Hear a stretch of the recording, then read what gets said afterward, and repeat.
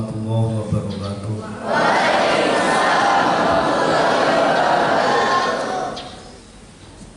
Bismillahirrahmanirrahim. Alhamdulillahirabbil alamin. Wal aqibatu lil muttaqin.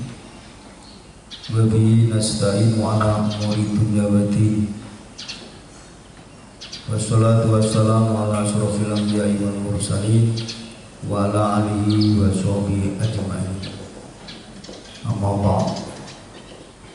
Qala Allah ta'ala fi kitabil karim. Bismillahirrahmanirrahim. Yarfa'illahu alladziina amanu minkum walladziina utul ilma darajat. Shadaqallahu al-azim wa shadaqallahu rasul karim wa nahnu ala dzalika minasyaitin walhamdulillahirabbil alamin. Bapak Ibu Dewan Guru, staf TU, operator, camat dan wakamat, seluruh keluarga, tenaga pendidik Pondok Pesantren Mubarak yang mudah-mudahan selalu dibimbing oleh Allah, dimuliakan Allah, berikan hidayah taufik oleh Allah Subhanahu wa taala, bisa amanat untuk menyebarkan ilmunya kepada anak-anak kita semua. Amin. Pada peserta upacara para santri, putra maupun putri yang kita dambakan, dan mudah-mudahan bisa mewarisi dari guru-guru kalian menjadi anak yang soleh dan solehah, sehingga bisa mewarisi kemerdekaan Republik Indonesia ini, bahwa NKRI sampai hari kiamat nanti. Amin ya robbal alamin. Pertama dan yang utama dalam upacara peringatan Hari Guru Nasional yang seharusnya tanggal 25, tapi ini di upacaranya ditaruh di hari Senin sekalian. Maka kita bersyukur kehadirat Allah Subhanahu wa taala, sampai detik ini kita masih dalam lindungannya, sehingga bisa menghirup udara segar dunia ini, diberikan kesehatan jasmani dan rohani, dan mudah-mudahan dengan kesehatan kita bisa mensyukurinya untuk mengabdi kepadanya. Amin ya robbal alamin. Sholawat beriring salam, mudah-mudahan Allah menyampaikan kepangkuan Nabi Agung Muhammad beserta keluarga, sahabat dan pengikut-pengikutnya. Para peserta upacara yang dirahmati Allah, tadi telah kita mendengar ikrar guru, bahwasanya guru adalah pertama mengantarkan generasi bangsa iman dan takwa. Ini yang kalau kita lihat di Indonesia yang masih perlu ditanyakan. Banyak guru yang belum sampai tingkat iman dan takwa. Dengan bukti mendengar azan waktu sholat, masih banyak guru-guru yang belum menikmati azan, belum menikmati panggilan sholat. Ini yang pertama. Guru bahasa Sanskerta, yaitu artinya digugu dan ditiru. Guru adalah suri tauladan. Guru adalah pewaris Rasulullah SAW. Rasul juga guru, Rasul juga guru. Maka jabatan yang paling tinggi di sisi Allah adalah guru. Bahasa Arabnya adalah alim muta'alim. Dalam kitabnya Mbah Hasyim Asy'ari disebutkan, kalau orang alim mu'alim itu namanya besar di kerajaan langit, walaupun di bumi masih dikecilkan oleh masyarakat. Apalah artinya seorang guru? Guru itu seperti artis tapi miskin, dandannya hebat, gentleman, tapi kantongnya kosong. itu sudah terkenal. Maka ya tolonglah, dan perlu diperhatikan oleh Allah Subhanahu wa taala telah memberikan pengumuman Allah akan mengangkat derajat orang yang beriman dan berilmu. Maka anak sekalian ya, perhatikan betul, Allah tidak akan ingkar janji. Kalau kita akan derajatnya tinggi, jangan ninggal mengajar. Jangan ninggal mengajar, walaupun Iqra, walaupun ABC ya.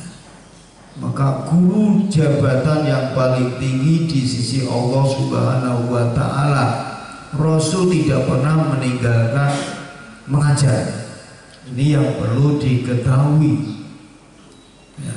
Hanya saja di Indonesia ini tidak bahasa Arab jadi guru. Kalau bahasa Arabnya mu'alim atau alim tadi. Kalau bahasa Arabnya ulama. Nah, kalau di Indonesia mungkin dewan guru. Perlu diketahui oleh kita semua bahwasanya Indonesia adalah bekas penjajahan Belanda, sehingga Belanda bisa menjajah yang sekian ratus tahun itu karena dijajah keilmuannya. Di Indonesia terkenal ilmu umum, ilmu agama. Di Mekah nggak ada ilmu umum agama, itu tidak ada. Yang ada hanya di Indonesia. Karena Senugargonya begitu gigih untuk menjajah sehingga dipilih-pilih. Ada ilmu umum dan ilmu agama. Sehingga pada saat penjajahan, orang yang ahli agama diharamkan untuk ikut pemerintahan. Orang yang umum tidak paham agama sehingga menjadi antek-antek Belanda. Itulah politik Belanda sehingga bisa menjajah di Indonesia ini. Sehingga sampai sekarang masih banyak orang yang menyatakan ilmu umum dan ilmu agama. Anak-anak yang cerdas disuruh belajar umum, anak-anak yang idiot disuruh belajar agama.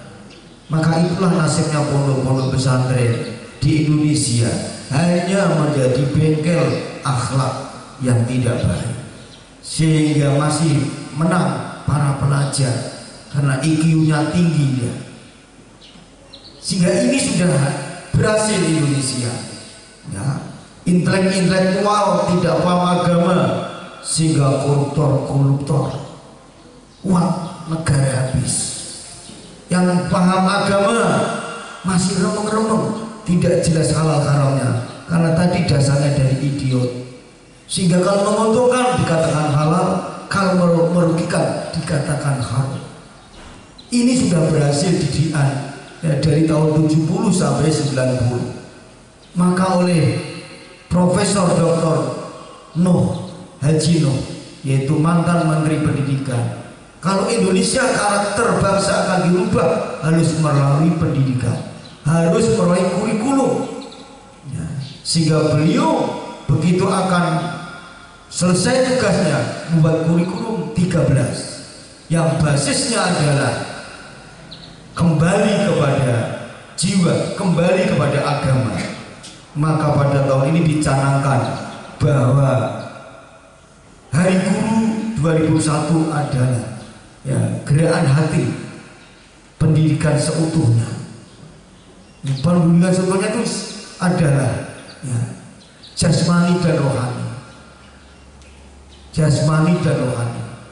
Begitu juga agama. Agama itu terdiri 3 unsur: Islam, iman, ihsan. Ihsan inilah yang belum sampai dipelajari oleh mayoritas orang yang beragama. Karena ihsan ini adalah pelajaran hati, kebersihan hati. Kalau orang sudah menjalankan ihsan, maka dunianya akan aman. Dan orang yang sudah menjalankan ihsan dicintai oleh Allah. Inna wa yuhibbul muslimin. Belum ada ayat yang menyatakan inna wa yuhibbul muslimin. Tidak cukup kita muslim. Diterangkan oleh malaikat Jibril langsung kepada Nabi Muhammad SAW. Islam, seluruhnya rukun Islam itu dijalankan. Itu namanya Islam. Masih banyak orang Islam yang baru menjalankan syahadat sampai mati, tidak yang lain. Yang namanya rukun iman adalah 6. Rukun iman itu semuanya yang disebut iman. Dari iman kepada Allah sampai iman pada qada dan qadarnya Allah. Yang ketiga adalah ihsan. Rasulullah SAW ditanya malaikat Jibril, Rasul menjawab, yang namanya ihsan anta'budullah ka'annaka fa innahu yaruk wa illam yaruk fa innahu yaruk. Yang namanya ihsan itu merasa dirinya di mana saja melihat Allah. Melihat Allah. Kalau nggak bisa melihat Allah, dilihat Allah. Ini yang belum bisa kita praktekkan dalam kehidupan sehari-hari. Apalagi para santri masih jauh, masih memuliakan pengasuhnya, masih takut dengan manusia, tidak takut dengan Allah. Kalau namanya ihsan, merasa Allah selalu melihat, Allah selalu mendampingi, Allah selalu merasa. Maka kata ulama-ulama salaf, kun ma'allah wa ilam tasati kun ma'aman ma'allah wa ilam tasati kun ma'aman ma'allah. Kamu jadilah bersama dengan Allah. Kalau kamu tidak mampu bersama dengan Allah, bersamalah orang-orang yang bersama Allah. Belum mampu pula, bersamalah dengan orang yang bersama dengan Allah. Maka kalau kita sudah bersama Allah, maka tidak ada kesulitan dalam kehidupan. Allah menjamin, innallaha ma'as-sabirin. Sungguh Allah adalah bersama dengan orang sabar. Mudah-mudahan kita semuanya dijadikan Allah hamba yang bersyukur dan bersabar. Artinya bersyukur kalau mendapat nikmat, disyukuri dengan mengembalikan kepada Allah. Kalau diberi musibah, sabar. Untuk terakhir dalam amanat ini, nanti setelah upacara ini, ya, tadi adalah guru adalah untuk mencerdaskan bangsa, maka hari ini dibuktikan. Dewan Guru kami berikan, kami serahin untuk memberikan persoalan atau soal-soal kepada anak didiknya sampai istirahat, ya, sampai istirahat. Yang juara 1 yang terbanyak menjawab juara 1, yang kedua, yang ketiga. Juara 1 diberi hadiah 300, juara 2 200, juara 3 100. Semua guru nanti memberikan soal sampai di mana kecerdasan anak didik kita. Kita buktikan, ya, yang paling jawab banyak berarti itu juara 1. Yang dipilih hanya 3 juara, ya, diberi waktu sampai waktu istirahat. Demikian amanat pada pagi hari ini. Mudah-mudahan kita dijadikan guru yang diridhoi Allah Subhanahu wa Ta'ala, sehingga menjadi syahid syuhada atau pejuang-pejuang di sisi Allah Subhanahu wa Ta'ala dan menjadi pahlawan di negara kita ini. Amin ya rabbal alamin. Akhirul kalam wallahu muwaffiq ila thoriq. Wassalamualaikum warahmatullahi wabarakatuh.